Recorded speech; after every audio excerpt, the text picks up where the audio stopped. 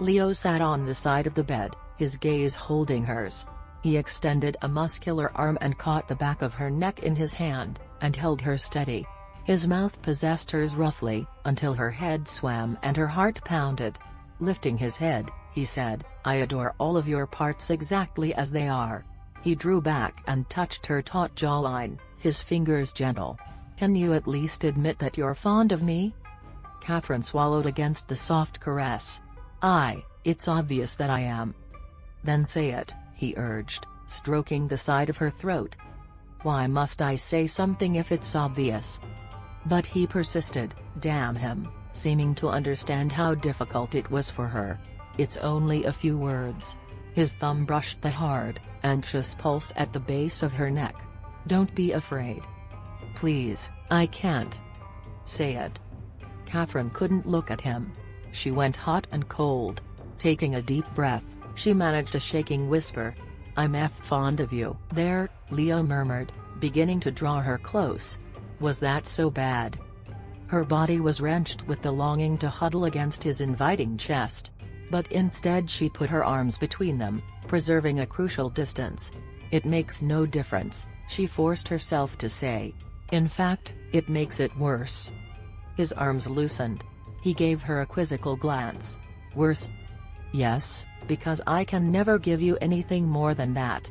And regardless of what you claim to the contrary, you'll want the kind of marriage your sisters have. The way Amelia is with Cam, the devotion and intimacy, you'll want that too." "I don't want intimacy with Cam." "Don't joke about it," she said wretchedly.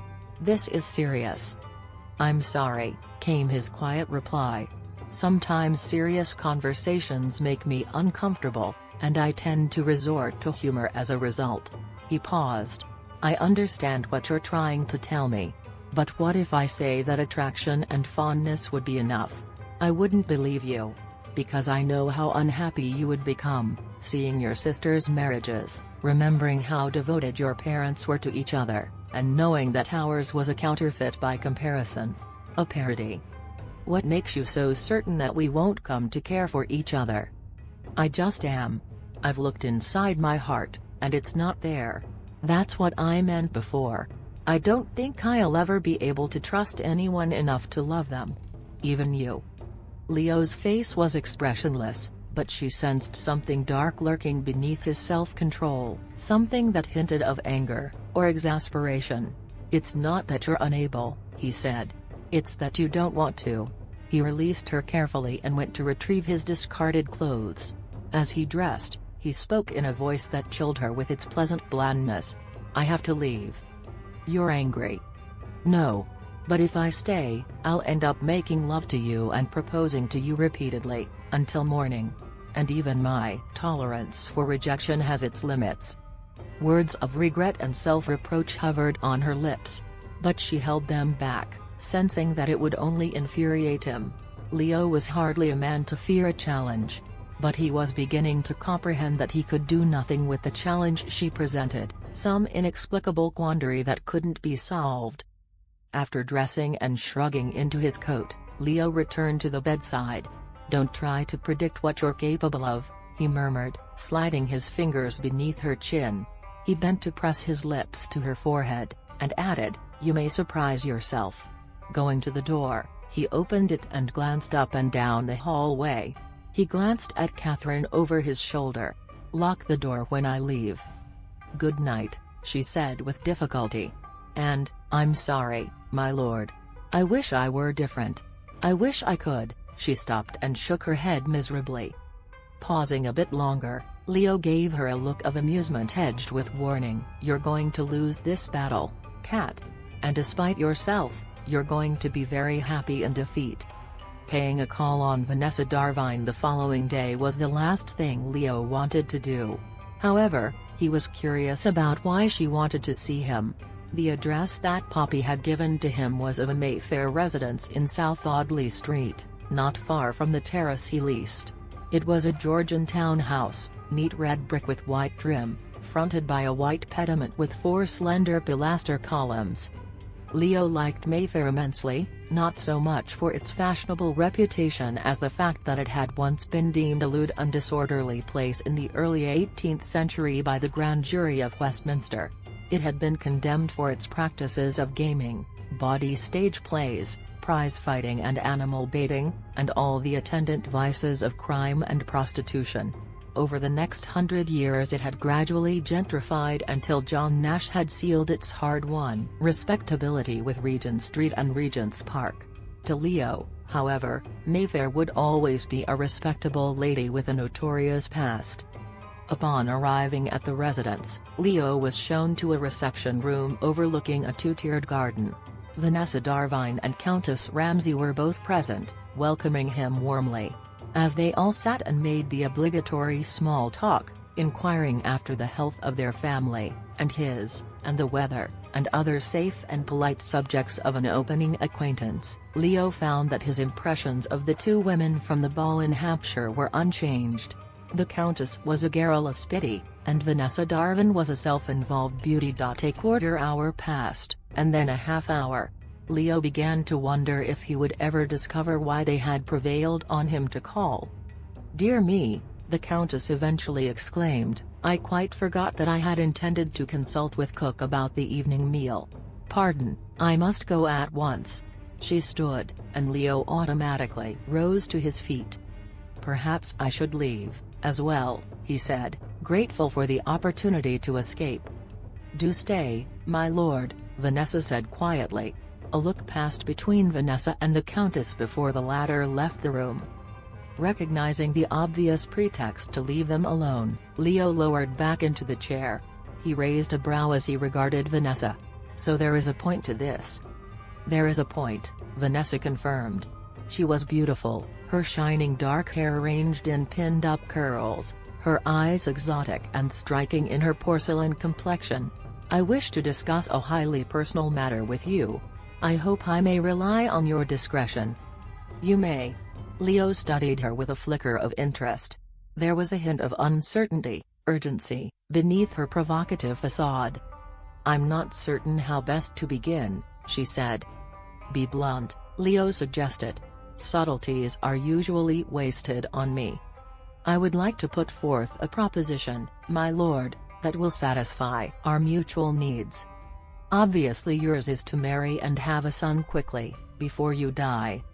Leo was mildly startled. "I hadn't planned to expire anytime soon." "What about the Ramsay curse?" "I don't believe in the Ramsay curse." "Neither did my father," she said pointedly. "Well, then," Leo said, both annoyed and amused, "in light of my rapidly approaching demise, we shouldn't waste a moment. Tell me what you want, Miss Darvine." "I need to find a husband as quickly as possible, or I will soon find myself in a very unpleasant position." Leo watched her alertly, making no response. "Although we are not well acquainted," she continued, "I know a great deal about you. Your past exploits are hardly a secret. And I believe all the qualities that would make you an unsuitable husband for anyone else would make you ideal for me. We are very much alike, you see. From all accounts, you are cynical, amoral, and selfish." A deliberate pause. "So am I. Which is why I would never try to change any of those things about you." Fascinating. For a girl no more than 20, she possessed preternatural self-confidence. "Whenever you chose to stray," Vanessa continued, "I wouldn't complain. I probably wouldn't even notice, because I would be similarly occupied. It would be a sophisticated marriage. I can give you children to ensure that the Ramsay title and estate will stay in your line of descent. Furthermore, I can—" "Miss Darvine," Leo said carefully, "pray don't continue." The irony of the situation was hardly lost on him. She was proposing a true marriage of convenience, free from messy desires and feelings. The diametric opposite of the marriage he wanted with Catherine. Not long ago, that might have appealed to him. Settling back in his chair, Leo regarded her with detached patience. "I don't deny the stories of my past sins. But despite all that, or perhaps because of it, the idea of a sophisticated marriage doesn't appeal to me in the least." He saw by the frozen stillness of Vanessa's face that he had surprised her. She took her time about replying. "Perhaps it should, my lord. A better woman would be disappointed and shamed by you, and come to hate you. Whereas she touched her chest in a practiced gesture, drawing his attention to her round, perfect bosom, would never expect anything from you." The arrangement Vanessa Darvine proposed was a perfect recipe for aristocratic domesticity. How fantastically bloodless and civilized. "But I need someone to expect something from me," he heard himself say. The truth of that bolted through him like lightning. Had he really just said it? And did he truly mean it? Yes. Dear God. When and how had he changed? It had been a mortal struggle to leave behind the excesses of grief and self-loathing. Somewhere along the way he had stopped wanting to die, which was not quite the same thing as wanting to live. But that had been enough for a will. Until Catherine. She had reawakened him like a cold dash of water in his face. She made him want to be a better man, not just for her, but for himself, as well. He should have known that Catherine would push him over the edge. Good God, how she pushed him! And he loved it. Loved her. His small, bespectacled warrior. "I won't let you fall," she had said to him, the day he'd been injured at the ruins. "I won't let you turn into a degenerate." She had meant it, and he had believed her, and that had been the turning point. How deeply he had resisted loving someone like this, and yet it was exhilarating. He felt as if his soul had been set on fire, every part of him burning with impatient joy. Aware that his color had heightened, Leo took a deep breath and let it out slowly. A smile twitched his lips as he reflected on the peculiar inconvenience of realizing that he was in love with one woman, when he had just been proposed to by another. "Miss Darvine," he said gently, "I am honored by your suggestion. But you want the man I was. Not the man I am now." The dark eyes flashed with malice. "You're claiming to be reformed? You think to disown your past?" "Not at all.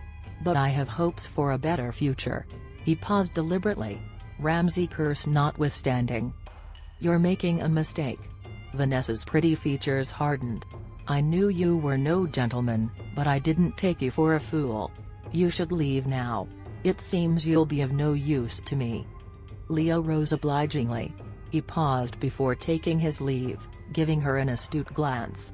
"I can't help but ask, Miss Darvine, why don't you simply marry the baby's father?" It turned out to be a very good guess.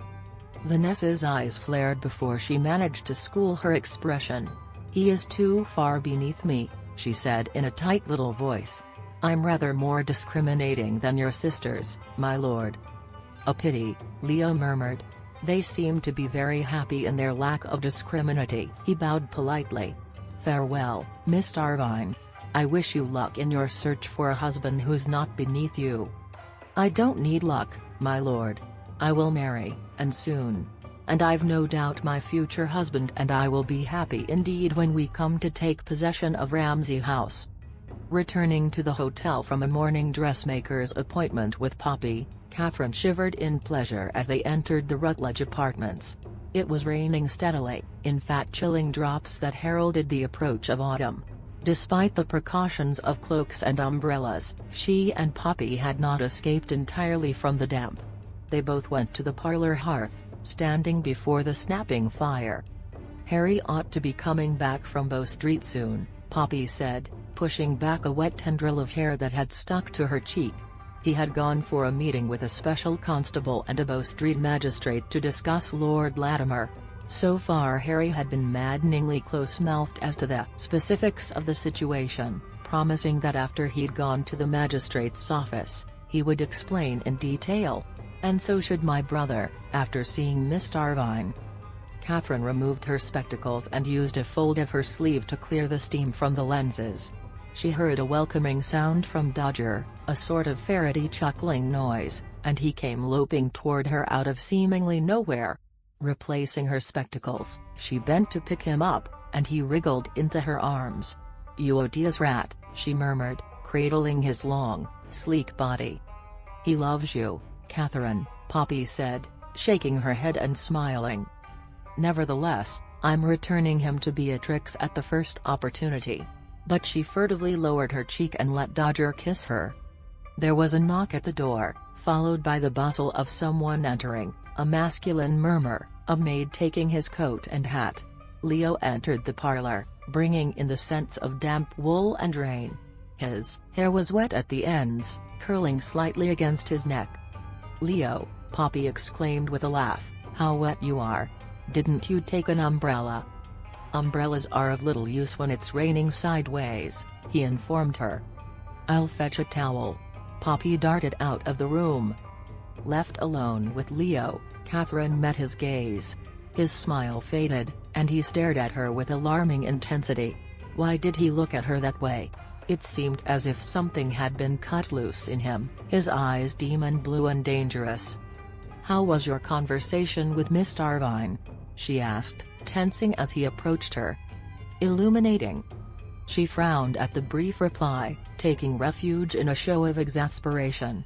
"What did she ask of you?" "She proposed a marriage of convenience." Catherine blinked. It was what she had expected, and yet to hear it caused a stab of jealousy. Leo stopped beside her, the firelight flickering over his features. Tiny droplets of rain glittered like jewels on his sun-browned face. She wanted to touch that light mist, put her mouth on it, taste his skin. "What was your response?" she forced herself to ask. "I was flattered, of course," he said smoothly. "One always appreciates being wanted." He knew she was jealous. He was toying with her. Catherine struggled to keep her temper from igniting. "Perhaps you should accept her," she said coolly. His gaze didn't move from hers. "Perhaps I did." Catherine drew in a sharp breath. "Here you are," Poppy said cheerfully, oblivious to the tension between them as she entered the room with a neat stack of toweling. She brought a cloth to Leo, who took it and blotted his face. Catherine sat on the settee, letting Dodger coil in her lap. "What did Miss Darvin want?" she heard Poppy ask. Leo's voice was muffled in the towel. "She proposed to me." "Good heavens," Poppy said. "She clearly hasn't any idea of what it's like to tolerate you on a daily basis." "In her situation," he returned, "a woman can't afford to be particular." "What situation is that?" Catherine asked tersely. Leo handed the towel back to Poppy. "She's expecting a child. And she doesn't care to marry the father. That's not to go any further than this room, of course." The two women were silent. Catherine wrestled with a curious mixture of feelings: sympathy, hostility, jealousy, fear. With this bit of news, the advantages of a match between Leo and Miss Darvine were abundantly clear. Poppy regarded her brother gravely. "Her circumstances must be quite desperate, for her to confide in you like that." Leo's reply was forestalled as Harry entered the apartments, his coat and hat streaming with water. "Good afternoon," Harry said, flashing a smile. The maid took the sodden hat and coat, and Poppy approached him with a fresh towel. "You walked?" she asked, her gaze sweeping from the sodden hems of his trouser legs to his rain-dappled features. She reached up to dry his face with wifely solicitude. "I very nearly swam," Harry told her, seeming to enjoy her ministrations. "Why didn't you take a hackney or send for a carriage?" "All the hackneys were taken as soon as the rain started," Harry replied. "And it's a short distance. Only a milksop would send for a carriage." "Better a milksop than to catch your death of cold," Poppy fussed, following as he drew near the hearth. Harry smiled and leaned down to steal a kiss from her as he worked at the wet knot of his cravat. "I never catch cold." Drawing off the damp length of linen, he tossed it aside and stood by the fire. He glanced at Leo expectantly. "What of your meeting with Miss Darvine?" Leo sat and leaned forward with his elbows braced on his knees. "Never mind that, tell us about the visit to Bow Street." "Special Constab Embry has considered the information you provided, and he's willing to take up an investigation." "What kind of investigation?" Catherine asked, looking from Harry to Leo. Leo's face was impassive as he explained. "A few years ago, Lord Latimer invited me to join an exclusive club. A kind of Raquel society, with secret meetings held in a formal abbey. Catherine's eyes widened. What is the purpose of the society? Harry and Leo were both silent. Eventually Leo replied in a flat tone, his gaze fixed on a distant point outside the rain-streaked windows. Unmitigated depravity. Mock religious rituals, assaults, unnatural crimes. I'll spare you the details, except to say they were so distasteful that even at the height of my debauchery, I turned down Latimer's invitation. Catherine watched him carefully. His face was set, a small muscle in his jaw flexing. The firelight gilded the taut lines of his face. Latimer was so certain I would want to participate, Leo continued, that he went into some detail regarding some of the crimes he was involved in. And by some fluke I happened to be sober enough to remember most of what he said. Is the information enough to support prosecution? Catherine asked. And as a peer, doesn't Lord Latimer have the right of freedom from arrest? Only in civil cases, Harry told her. Not in criminal ones. Then you think he'll be brought to trial? No, it won't come to that, Leo said quietly. The society can't allow their activities to be exposed. When they realize that Latimer is the focus of an investigation, they'll probably force him to leave England before he can be prosecuted. Or better yet, they'll see to it that he ends up as a floater in the Thames. Will Constable Hembry want to depose me? Catherine brought herself to ask. Absolutely not, Leo said with reassuring firmness. There's more than enough evidence against him without your involvement.